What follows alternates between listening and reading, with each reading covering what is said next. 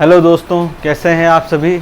जैसा कि आप सभी को पता है कि हमारे चैनल पर साइंस के टॉप 100 क्वेश्चन जो कि प्रीवियस ईयर एग्ज़ाम में आए हुए हैं, जैसे कि जो भी क्वेश्चन हम बताते हैं वो यहाँ पर देखिए लिखा होता है किस एग्ज़ाम में, किस शिफ्ट में और किस डेट को आया हुआ प्रश्न है।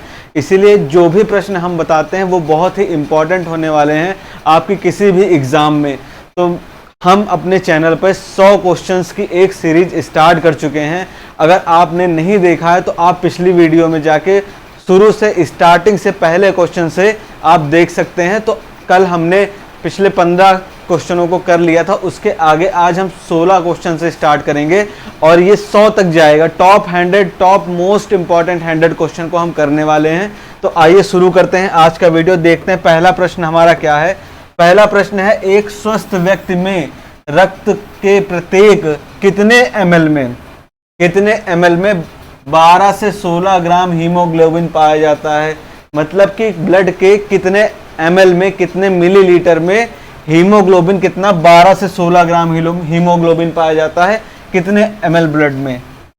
तो इसका option number A right answer है। 100 ml ब्लड में 12 से 16 ग्राम तक हीमोग्लोबिन पाया जाता है। और अब आप कहेंगे सर हीमोग्लोबिन क्या होता है। ये हीमोग्लोबिन होता क्या है? हीमोग्लोबिन एक प्रकार की प्रोटीन होती है जो हमारे ब्लड में पाई जाती है। इसी के कारण ब्लड का रंग क्या होता है? लाल होता है, रेड होता है। ब्लड का रंग रेड क्यों होता है? ये भी क्वेश्चन हमारे एग्जाम्स में बहुत पूछा जाता है कि रक्त का रंग लाल क्यों होता है। तो वो हीमोग्लोबिन के कारण होता है। किसके कारण?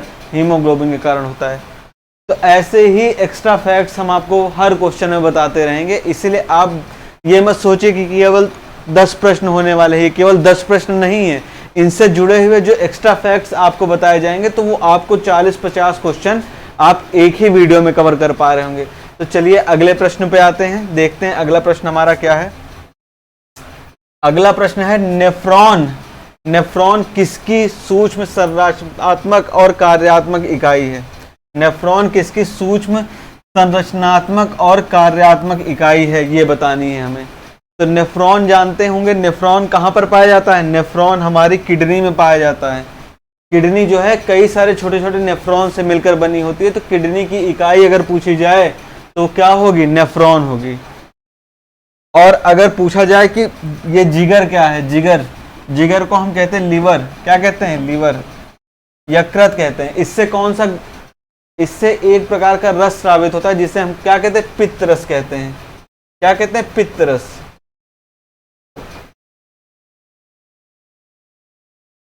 क्लियर है?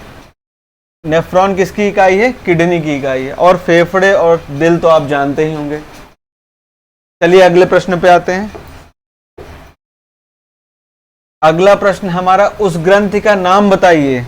उस ग्रंथि का नाम बताना है जो अन्य अंतःस्रावी ग्रंथि। अंतःस्रावी ग्रंथि क्या होती है? 2 तरह की ग्रंथियां हमारे शरीर में पाई जाती है, एक अंतःस्रावी और दूसरा बहिःस्रावी। तो अंतःस्रावी जो हमारे शरीर के अंदर जो भी ग्रंथियां हैं, वो जो शरीर के अंदर जो भी हार्मोन्स का स्राव करती हैं, तो उन्हें क्या कहते हैं? अंतःस्रावी ग्रंथियां कहती हैं। और जो हमारे शरीर के बाहर हार्मोन्स का स्राव करती हैं उन्हें बहिःस्रावी ग्रंथियां कहते हैं। तो इनमें से कौन सी हमें बतानी है कि अंतःस्रावी ग्रंथि है? तो कौन सी अंतःस्रावी ग्रंथि है? पीयूष ग्रंथि। पीयूष ग्रंथि, मास्टर ग्लैंड भी कहते हैं इसको क्या कहते हैं? मास्टर ग्रंथि भी कहते हैं, मास्टर ग्लैंड। इसे मास्टर ग्लैंड भी कहते हैं। यह हमारी क्या है? अंतःस्रावी ग्रंथि है। और ये सभी ग्रंथियों का नियंत्रण भी कार्य करती है। जो भी हमारे शरीर में अंतःस्रावी ग्रंथियां हैं उनके नियंत्रण का कार्य कौन करता है? पीयूष ग्रंथि करती है। चलिए अगले प्रश्न पे आते हैं। अगला प्रश्न है हमारा, कौन सी ग्रंथि हमारी आंखों से आंसू तो सबके निकलते होंगे। कौन सी ग्रंथि है जो आंखों से आंसू अवमुक्त करती है, मतलब आंखों से आंसू का स्राव करती है? तो आप देख रहे हैं कि अश्रु, जिसके नाम से पता चल रहा है कि अश्रु ग्रंथि जो हमारी है वो आंखों से आंसू को निकालने का कार्य करती है। मतलब हमारे शरीर में आंसू किससे बनते हैं? अश्रु ग्रंथि से बनते हैं।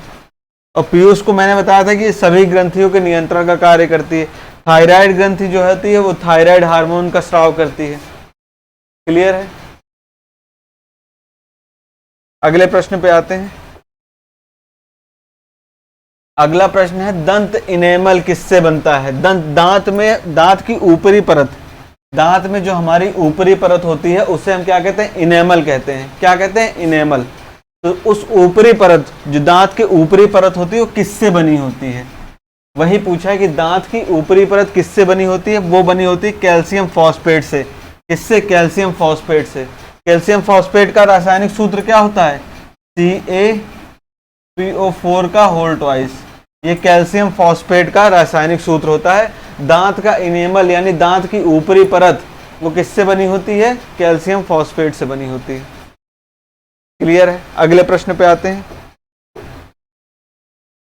अगला प्रश्न है आहार नली। आहार नली के किस भाग में वसा का संपूर्ण पाचन होता है? वसा मतलब फैट।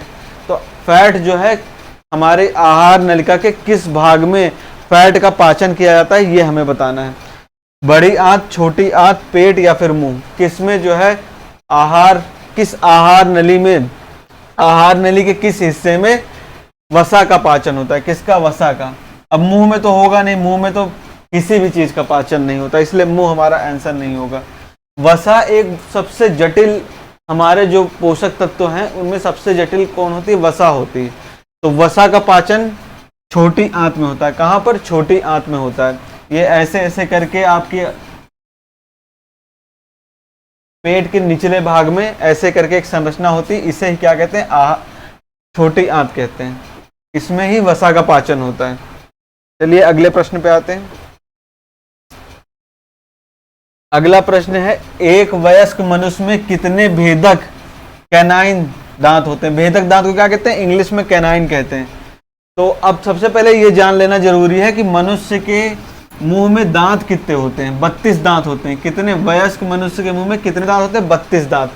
कैसे होते हैं 32 दांत? अगर हम मुंह के 4 भाग करें, अगर हम मुंह के 4 भाग करें तो हम देखते हैं कि जो हमारे ऊपरी जबड़े का अगर दाएं हिस्से में हम देखते हैं तो हमारे शुरू के दो दांत जो होते हैं वो कौन से होंगे? वो छेदक होते हैं।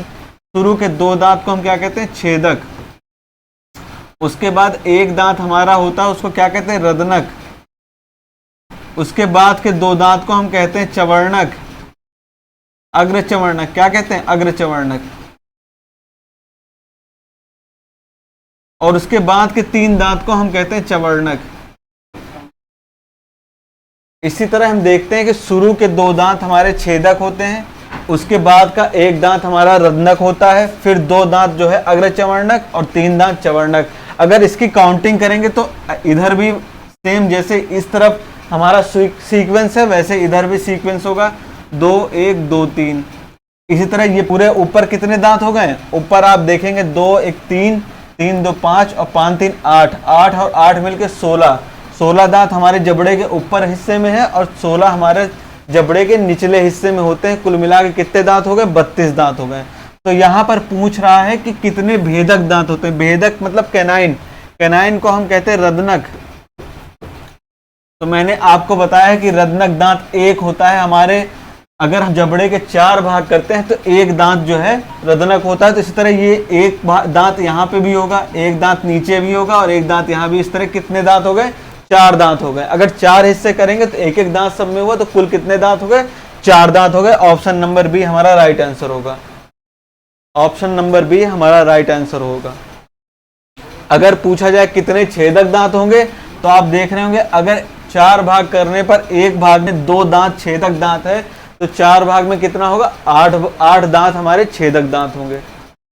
ठीक है, समझ पा रहे होंगे। चलिए अगले प्रश्न पे आते हैं। अगला प्रश्न हमारा कह रहा है कि निम्न में से कौन सा मानव अंग वयस्कों में क्षतिग्रस्त होने के बाद फिर से विकसित हो सकता है?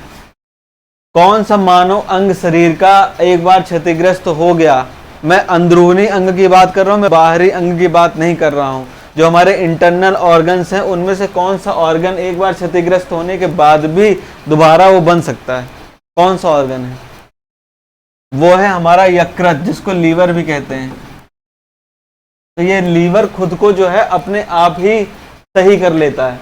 ये एक बार क्षतिग्रस्त होने के बाद भी दोबारा खुद को विकसित कर लेता है, इसीलिए परेशान होने की जरूरत नहीं। बहुत लोग परेशान हो जाते हैं इसमें, लीवर खराब हो गया तो। क्या होगा, इससे लोग परेशान हो जाते हैं, परेशान होने की जरूरत नहीं। अगले प्रश्न पे आते हैं।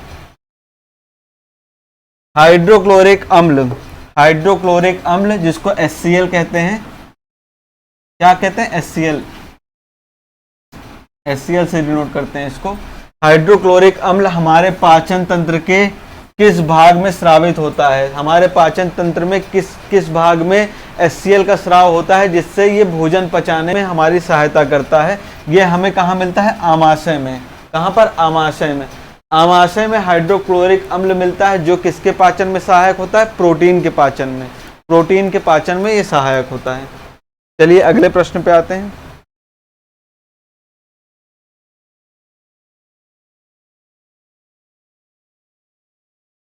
तो आज के लिए ये हमारे थे टॉप 10 क्वेश्चंस। इसी तरह हमारी ये श्रृंखला रोज डेली आपको क्लास मिलती रहेगी। तो मिलते हैं आपसे अगले वीडियो में, तब तक के लिए जय हिंद।